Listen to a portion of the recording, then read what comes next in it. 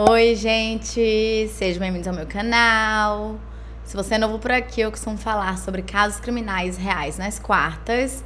E nas sextas eu falo sobre mitos e lendas enquanto eu maquio ou outras histórias. Então, se você gosta desse tipo de conteúdo, não se esqueça de se inscrever e deixar seu like, que é muito importante para a divulgação do canal. E se você tem uma sugestão de casos criminais, mitos, lendas ou basicamente qualquer tipo de história, é só comentar aqui embaixo que eu anoto tudo e tento trazer o mais rápido possível. E o caso de hoje foi uma sugestão de vocês, mais especificamente da seguidora chamada Juliana Garcia.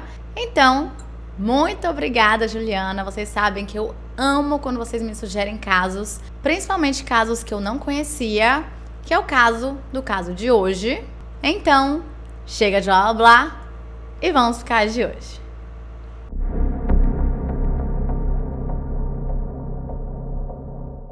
Angela Marie Hammond nasceu no dia 9 de fevereiro de 1971 e era filha de Marsha e Chris Hammond. Em seus primeiros 4 anos de vida, a família morou em Kansas City, mas depois decidiram se mudar para Clinton, em Missouri, onde os seus avós maternos, chamados Lloyd e Elizabeth Young, moravam. E a cidade de Clinton era aquela típica cidade rural americana que é bem pequena, com menos de 9.000 habitantes, e a grande maioria de seus residentes trabalhavam em fábricas, na agricultura ou até mesmo apoiando as empresas locais. E sim, lá todo mundo se conhecia, bem como um filme americano que mostram cidades pequenas, por exemplo. Na minha cabeça veio a série Gilmore Girls, que todo mundo passava, eles acenavam, falavam oi, tudo bem? Todo mundo sabia da vida de todo mundo e não tinha nenhum problema com isso. E na temporada de futebol, a comunidade inteira se reunia porque era um grande evento. Mas, como já vimos aqui no canal várias vezes, em vários casos, aparentemente essas pequenas cidades são os lugares perfeitos para os piores e mais misteriosos crimes. Pouco tempo depois que a família se mudou para a cidade, o casal teve um segundo bebê. Dessa vez, um menino chamado Lauren Hammond, mas infelizmente o casamento não durou muito tempo, eles acabaram se divorciando. Por problemas normais, não aconteceu nada muito estrondoso, apenas não estava dando certo. E com isso, Marsha se mudou para uma cidade a 32 quilômetros de Clinton chamada Montrose, e Chris se mudou para a cidade de Olathe, no Kansas, onde mais tarde se casou com a outra mulher. Mas essa mudança na dinâmica familiar não afetou as crianças em nada. Elas tiveram uma infância muito feliz e estável. Elas conseguiam balancear ali as duas famílias tranquilamente. E ambos os pais fizeram de tudo para participarem ativamente de suas vidas e garantirem que eles fossem muito amados. E quando Angela cresceu, Clinton voltou a ser o seu lar. Eu não sei exatamente se a sua mãe voltou para lá, então elas ficaram morando naquela cidade, ou se ela foi sozinha, mas eu acredito que não. Então eu acho que ela estava morando com a mãe. E foi lá onde ela criou fortes conexões e fez vários amigos e tinha um futuro brilhante pela frente. E de acordo com a sua melhor amiga, Kyla Engelman, Angela era extremamente inteligente e ela amava participar de tudo. Ela era o tipo de pessoa que era vamos, que são os melhores tipos de pessoas. Ou seja, ela conseguia se divertir em qualquer lugar, ela não tinha problema com isso. Ela conseguia também entrar em vários grupos tranquilamente, conversar com todo mundo, sem problemas nenhum. E além disso, ela tinha tanta energia, mas tanta energia, que ela conseguia irradiar tudo isso para todo mundo que estivesse ao seu redor. Então, dificilmente alguém ficava entediado ao lado de Angela Hammond. Ela também era muito simpática, motivada e extremamente popular na escola. E todo mundo que a conhecia sabia que ela tinha de tudo para atingir grandes coisas. E em novembro de 1990, quando ela estava com 19 anos de idade, ela conheceu um menino chamado Rob Schaefer, de 18 anos, que por sinal era o astro do colégio que tinha um sonho de se juntar ao exército. E os dois se deram muito bem, muito rápido, eles se apaixonaram loucamente e eram basicamente o casal perfeito de filmes de Hollywood, principalmente pelo fato de que o Rob era o astro do futebol e Angela era a garota popular da escola. Em janeiro de 1991, ela descobriu que estava grávida. o que pra todo mundo foi incrível. Ela queria ser mãe, o Rob também queria ser pai, então foi a combinação perfeita. E em seguida ele a pediu em casamento e, obviamente, ela aceitou. E pouco tempo depois eles alugaram a casa em um estacionamento de trailers, onde começaram a planejar os próximos passos de suas vidas. E enquanto Rob tinha planos para se alistar nas Forças Armadas naquele verão, Angela estava trabalhando no Union State Bank como processadora, além de fazer vários cursos universitários na Central Missouri State University, a 50 quilômetros de distância. E o relacionamento dos dois cada vez ia ficando ainda melhor. Ambos eram muito bem aceitos pelas famílias, então não tinha problema nenhum nessa parte. E eles dois também estavam muito bem, ou seja, estava tudo perfeito. No dia 4 de abril de 1991, Angela e Rob foram para um churrasco na casa da mãe dela e a noite inteira foi super tranquila. E pouco depois das 9 horas da noite, o casal teve que voltar para Clinton, porque Rob tinha que estar na casa de sua mãe, Carol Schaefer, às 10 horas da noite para cuidar do seu irmão mais novo, que se chamava Justin, mas o casal tinha combinado de se encontrarem mais tarde. E enquanto o tempo passava, Angela decidiu se encontrar com a sua melhor amiga, Kyla, e as duas ficaram na praça do centro conversando, colocando as fofocas em dia, aquela coisa toda. E aproximadamente às 11 horas e 15 minutos da noite, elas se separaram. E como Angela e Rob não tinham telefone residencial, ela decidiu ligar para ele de um telefone público que ficava perto da esquina da South 2nd Street, número 210, que era a rua onde ficava o estacionamento da loja Food Barn, que hoje em dia é uma concessionária de carros. E quando ele atendeu o telefone, ela disse que ela só queria ir para casa, descansar, tomar um banho relaxante. Afinal, o dia tinha sido realmente muito cansativo. E ele disse que tudo bem, não tinha problema nenhum. Afinal, eles poderiam sair outro dia. E os dois ficaram ali conversando por 30 minutos. Mas, nesse meio tempo, algumas coisas esquisitas aconteceram. Em um certo momento, Angela disse a Rob que tinha um homem circulando pelo quarteirão várias vezes em uma velha picape verde Ford F-150.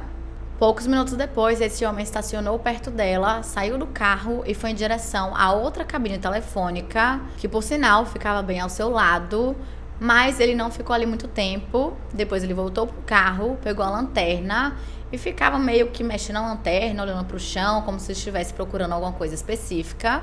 E como já era tarde da noite e Angela estava sozinha, apenas no telefone com seu marido, ela ficou bem tensa com a situação, acho que todas as mulheres ficariam. E então, meio que pra quebrar o clima esquisito que estava, ela perguntou se o homem precisava usar o telefone que ela estava usando, mas ele disse que não. Porém, do nada, Rob ouviu um grito terrível vindo da linha e em seguida ouviu o homem misterioso dizer a seguinte frase: "Eu não precisava usar o telefone de qualquer jeito." E obviamente, com tudo aquilo, Rob ficou desesperado e entrou rapidamente em seu carro para que ele tentasse de alguma forma ajudar Angela, mas no meio do caminho ele viu a picape verde que Angela havia descrito no telefone e dentro dela tinha uma mulher gritando Rob. Ele então fez a curva e seguiu a picape por 3 quilômetros, mas infelizmente em um momento que ele ia virar para a direita, a transmissão do seu carro falhou e consequentemente ele não conseguia mais se mexer e ele basicamente teve que ver Angela indo embora sem que ele pudesse fazer nada. E com isso, em sua última esperança de tentar fazer alguma coisa, ele começou a andar pela estrada para ver se algum carro aparecia para que ele pudesse pedir ajuda. E felizmente um carro parou e os dois foram até a delegacia e contaram tudo o que tinha acabado de acontecer. E Rob disse aos policiais que Angela havia descrito esse homem misterioso como sendo sujo e barbudo, que estaria utilizando um macacão, óculos escuros e um chapéu de beisebol. E além disso, ele estaria dirigindo um Ford F-150 verde com a capota branca, que provavelmente deveria ser do final dos anos 60 e início dos anos 70. Também tinham alguns danos parciais no paralama dianteiro esquerdo e na janela traseira tinha um mural de um peixe pulando da água. E no meio de tudo isso, Rob ainda conseguiu se lembrar de 2 letras da placa, que eram X e Y, porém todas as outras estavam meio que enferrujadas, então ele não conseguiu decifrar. E quando ele terminou de dar todas as informações, os policiais fizeram um retrato falado, que sinceramente é o mesmo que nada. E isso porque nenhuma das características que o Rob deu foram aplicadas nesse esboço, como por exemplo, o homem não está com boné de beisebol e nem tem uma barba. E quando os policiais foram questionados sobre isso, eles afirmaram que achavam que o homem estaria usando um bigode e uma barba falsa, mas mesmo se esse fosse o caso, eles deveriam ter feito pelo menos 2 retratos falados. Vai que assim, não sei, talvez o bigode e a barba não fossem falsos, considerando que eles não tinham evidência nenhuma de que eram. Acontece que inicialmente os policiais não acreditaram muito na versão contada por Rob, isso porque eles achavam que tudo aquilo parecia muito superficial e conveniente.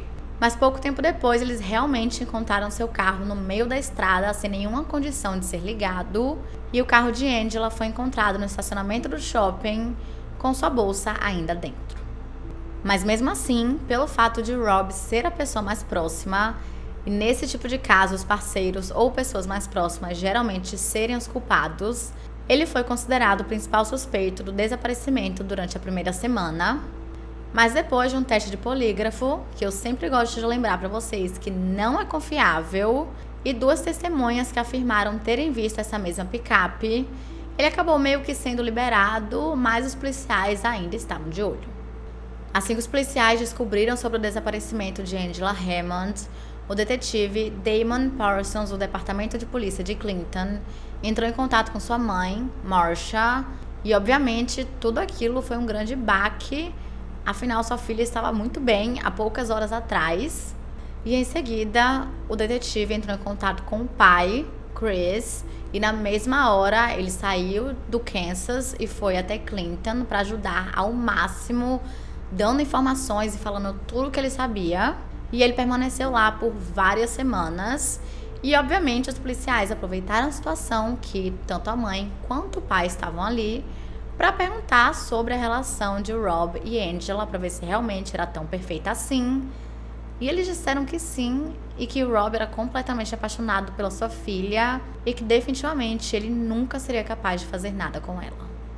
Quando a notícia se espalhou pela cidade, toda a comunidade se reuniu para distribuir posters de pessoa desaparecida com a foto de Angela, colando nas vitrines de lojas, lanchonetes e até mesmo paradas de caminhões. No total, mais de 250 voluntários, incluindo amigos, familiares e a própria polícia, conduziram a busca aérea e terrestre por toda a área de Clinton. Poços de água, leitos de riachos, antigas estradas rurais isoladas, celeiros, bosques, campos e edifícios abandonados foram altamente vasculhados, mas infelizmente eles não encontraram nada. Em seguida, todos seus amigos e familiares foram interrogados para ver se os policiais encontravam algum pequeno detalhe, qualquer coisa que lhe desse uma noção melhor sobre a vida pessoal de Angela. E com isso, eles focaram 100% no ex-namorado dela, que era um jovem de 17 anos de idade chamado Bill Baker. Acontece que, de acordo com alguns rumores que estavam acontecendo pela cidade, o verdadeiro pai do bebê de Angela não era Rob, e sim Bill, mas ele mesmo rapidamente negou tudo isso. Ele falou que não tinha nada a ver, que eles mal se falavam praticamente, eles só eram amigos, nada demais. E após ser feita uma investigação mais profunda, ele também foi descartado como suspeito. 11 dias após o desaparecimento, o Departamento de Polícia de Clinton decidiu contratar o Esquadrão da Cena do Crime Rural em Missouri, na esperança de que eles conseguissem ajudar na investigação. E por conta disso, 25 policiais de 15 condados vizinhos os ajudaram, e a Patrulha Rodoviária de Missouri também examinou seu banco de dados de todos os veículos registrados, e uma lista de 1.600 caminhonetes em potencial que correspondiam às descrições dadas por Rob foram procuradas, mas novamente, apesar de todo esse esforço gigantesco, nada foi encontrado e eles estavam em mais um beco sem saída. E isso deixou a polícia perplexa. Eles não estavam conseguindo entender como que um crime em uma cidade tão pequena e com esse nível de investigação, porque realmente foi muito grande, eles não estavam conseguindo encontrar nada, nenhuma evidência, nenhum suspeito, nada que ligasse a esse caso. Então, com base nisso, eles começaram a considerar a possibilidade de que o desaparecimento de Angela pudesse estar relacionado a 3 outros desaparecimentos muito semelhantes que tinham acontecido em um raio de 128 quilômetros há apenas alguns meses atrás. No dia 19 de janeiro de 1991, uma mulher de 42 anos de idade chamada Trudy Darby, que era uma ex-secretária da escola pública Max Creek, estava trabalhando no turno da noite da loja K&D Country Corner Store na pequena cidade de Max Creek, com apenas 500 habitantes. Por volta das 10 horas da noite, Trudy estava fechando a loja como de costume, quando percebeu que tinham 3 homens parados do lado de fora, e isso a deixou bem nervosa, então ela decidiu ligar para seu filho, Waylon Darby, falando sobre o que estava acontecendo e pedindo para que ele fosse buscá-la. Mas infelizmente, apenas 10 minutos depois, quando Waylon chegou no local, não tinha nenhum sinal de sua mãe e nem desses 3 homens. Imediatamente ele entrou em contato com o departamento do xerife do condado de Camden, e quando o policial Jimmy Mays, que era da patrulha estadual da rodovia do Missouri, chegou ao local, ele percebeu que no estacionamento ainda tinha um carro, e dentro do carro tinha algumas roupas e uma bolsa, que eu acredito que eram de Trudy, e além disso estavam faltando $200 da caixa registradora. No dia 21 de janeiro, apenas 2 dias depois, o homem que estava em sua propriedade, ele começou a fazer uma investigação porque um vizinho tinha dito que tinha ouvido alguns barulhos de tiro e, infelizmente, em sua propriedade, ele encontrou o corpo de Trudy Darby muito perto do rio Little Niangua. Um mês depois, no dia 27 de fevereiro, uma quarta-feira, um outro incidente muito semelhante aconteceu a 128 quilômetros de distância, em Nevada, no Missouri, que também é uma cidade bem pequenininha, muito parecida com Clinton. Cheryl Ann Kinney, uma mulher de 30 anos de idade que tinha 2 filhos, estava trabalhando na loja J.L. Quality Convenience Store, localizada na rodovia Business 71. Por volta das 10 horas da noite, ela estava na loja apenas com o zelador e um cliente do sexo masculino, e geralmente o local só fechava à meia-noite, mas como naquele dia em específico estava tudo bem calmo, Cheryl decidiu fechar a loja mais cedo e permitiu que o zelador também fosse para casa logo. Então, antes de trancar tudo, ela contou a caixa registradora e guardou o dinheiro na sala dos fundos. Às 10 horas e 17 minutos, ela ligou o sistema de alarme e foi em direção ao seu carro, que era um Chevrolet branco, que estava no estacionamento. Porém, depois disso, não se sabe o que aconteceu. A única coisa que sabemos é que ela não chegou em casa e nunca mais foi vista. E o terceiro e último caso que os investigadores investigaram para ver se tinha relação com o caso de Angela Hammond foi o caso de Carol Sullens, de apenas 18 anos de idade, que morava em Gallens, no Kansas. Ela foi vista pela última vez em fevereiro, sentada com 2 homens em uma caminhonete que estava estacionada em frente ao bar, que ela trabalhava como dançarina exótica. Seus pertences encontrados custavam cerca de $300 e suas roupas foram encontradas no meio da rua. Acontece que 3 anos depois, em 1994, o caso de Trudy Darby, que foi a única que foi encontrada, foi solucionado. Seus agressores eram Jesse Rush, de 15 anos de idade, e seu meio-irmão chamado Marvin Cheney. E como acontece com boa parte dos criminosos, eles gostam de falar. E foi isso que aconteceu nesse caso. Jesse Rush decidiu falar para seus amigos, contar tudo que ele tinha cometido esse crime terrível e que tinha conseguido sair impune, mas felizmente os seus amigos ficaram chocados com aquela situação e o denunciaram para a polícia, então ele foi preso. E quando interrogado, ele confessou tudo.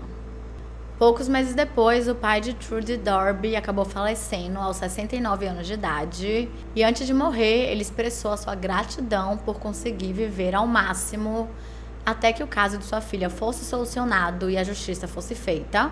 E 6 anos depois, a mãe de Trudy também faleceu aos 74 anos de idade. E tem mais. Enquanto Jesse estava na prisão esperando pelo julgamento, ele fez uma amizade com um homem chamado Edward Thomas, que era um outro preso, que ele acreditava ser um advogado e que poderia ajudá-lo a diminuir sua sentença. Porém, o tiro saiu completamente pela culatra. Jesse tinha escrito 13 cartas para Edward, contando nos mínimos detalhes sobre vários crimes que ele tinha cometido, muito semelhantes ao de Trudy Darby, e que tudo isso ele tinha feito junto com seu meio-irmão. E aí fica a dúvida, será que um desses casos seria o caso de Angela Hammond? 3 anos depois, em 1997, Jesse Rush e Marvin Chaney foram condenados à prisão perpétua sem direito à liberdade condicional.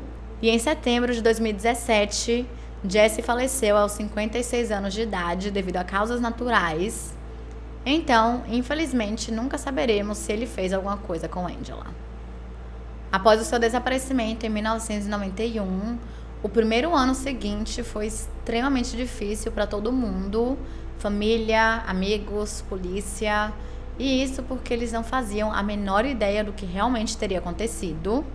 Em junho de 1991, Rob Schaefer decidiu ir para Fort Eustis, na Virgínia, para treinar no exército, que, como eu falei para vocês mais cedo, era o que ele queria fazer de sua vida, e eu acredito que tenha ajudado bastante no processo de luto. Enquanto isso, Kyla Engelman, a melhor amiga de Angela, ganhou do trabalho uma viagem para a Flórida, mas inicialmente ela não queria ir, ela não achava justo que, enquanto ela estivesse se divertindo lá na Flórida, indo para parques, tirando várias fotos, a sua amiga ainda estava desaparecida. Mas mesmo assim, todos seus amigos e colegas de trabalho conseguiram convencê-la a ir, porque essa seria uma forma de ela espairecer e até mesmo conseguir recarregar as suas energias. Em outubro, uma nova pista surgiu sobre esse caso. Um homem chamado Russell Smith, que morava em Lisboa, em Manitoba, no Canadá, decidiu visitar sua família em Ulrich, no Missouri. Porém, ele não fazia a menor ideia do desaparecimento de Angela Hammond até rever os pôsteres na cidade. E quando ele viu, ele imediatamente entrou em contato com a polícia e disse aos detetives que em setembro ele havia visto uma mulher muito semelhante a Angela entrando em uma caminhonete verde com uma tampa branca, que também tinha um mural na janela traseira, saindo de uma farmácia em Selkirk, no Canadá. E essa alegação de Russell fez com que o chefe da polícia, chamado Bob Patterson, entrasse em contato com o sargento Bob McQuarrie, da Patrulha Montada do Canadá, para ver se eles sabiam de alguma coisa e se eles poderiam investigar isso mais de perto. E então Bob começou a investigação, e levando em conta que Angela estava grávida de 4 meses no momento do seu desaparecimento, eles deduziram que ela teria dado à luz. Então eles começaram a olhar todos os hospitais e lojas de bebês para ver se alguém a tinha visto, mas novamente nada foi encontrado. No mês seguinte, em novembro de 1991, a equipe de produção do programa Unsolved Mysteries chegou na cidade de Clinton para filmar uma reconstituição do dia do desaparecimento. O episódio foi ao ar em dezembro e tem no YouTube, eu vou deixar o link aqui na descrição para vocês assistirem. Mas o produtor disse para a polícia para eles não elevarem muito suas expectativas, porque apenas 2 dos 49 casos que eles já haviam falado no programa haviam realmente sido solucionados pelo público.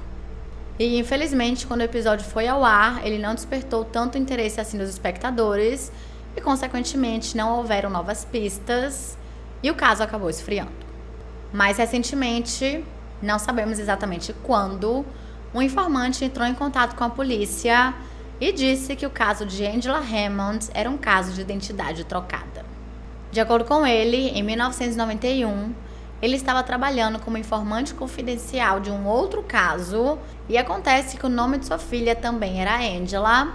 Então ele acredita que alguém que estava envolvido ali no meio queria se vingar dele e por conta disso decidiu perseguir a sua filha, mas ao invés disso acabou encontrando Angela Hammond, que aparentemente era muito parecida com a filha dele. E para fortalecer tudo isso, exatamente no mesmo dia do desaparecimento de Angela, ele havia recebido uma carta muito estranha. Porém, após a polícia analisar tudo isso, eles acreditavam que era bem provável que esse fosse o caso, mas que devido às circunstâncias, é uma possibilidade sim. E essas são todas as informações que se tem sobre esse caso. Então, para finalizar, vamos falar sobre as teorias. A primeira delas seria de que Angela havia sido vítima de um serial killer. E acontece que naquela época tinham 2 serial killers ativos no estado de Missouri, um deles sendo Kenneth McDuff, que eu não sei se vocês lembram, mas eu mencionei ele no caso Yogurt Shop Murders, e outro era Tommy Sells. E como ambas as suas vítimas eram sempre mulheres jovens, muitas pessoas acreditam que um deles provavelmente é o responsável, mas tirando isso, não tem evidência nenhuma que ligue eles ao caso, e como os 2 foram executados, nunca conseguiremos ouvir a versão deles. A segunda teoria seria que o caso de Angela teria sido um ataque aleatório, apenas um crime de oportunidade. Talvez alguém a viu ali sozinha, na frente da loja, falando no telefone, então aproveitou a oportunidade, ou até mesmo ela estava já sendo perseguida antes e o criminoso só estava esperando o momento certo. A terceira teoria, que é a que eu já falei pra vocês, que era a identidade trocada fornecida pelo informante, e a quarta foi baseada com informações fornecidas pela própria polícia, que disseram que eles haviam recebido uma denúncia anônima que levava a um suspeito. E mais, esse suspeito seria alguém que eles já haviam entrevistado antes sobre esse caso em específico, porém os policiais não informaram seu nome, mas pediram em um apelo público que a pessoa que tivesse feito a denúncia entrasse em contato mais uma vez, para que dessa forma eles conseguissem obter novas informações, mas eu acredito que essa segunda ligação nunca foi feita. E infelizmente o caso de Angela Hammond ficou arquivado por anos. A polícia conseguiu descartar Jesse Rush e Marvin Cheney como suspeitos e não conseguiram encontrar nenhuma evidência que os ligassem ao desaparecimento de Cheryl Ann Kinney. Em abril de 2009, novas informações foram trazidas pelo Departamento de Polícia de Clinton. Eles deram depoimento à mídia, alegando ter novas evidências sobre o caso, principalmente de DNA, devido aos inúmeros avanços da tecnologia e da ciência forense, mas não deram mais nenhuma informação sobre isso, e desde então poucas atualizações surgiram. 30 anos depois, estamos aqui sem resposta. Seus amigos e familiares tiveram que retomar suas próprias vidas, mas a família Hammond até hoje buscam a resposta e tentam garantir ao máximo que o seu nome não seja esquecido. Seus pais ainda mantêm contato com Rob e ainda o consideram como parte da família.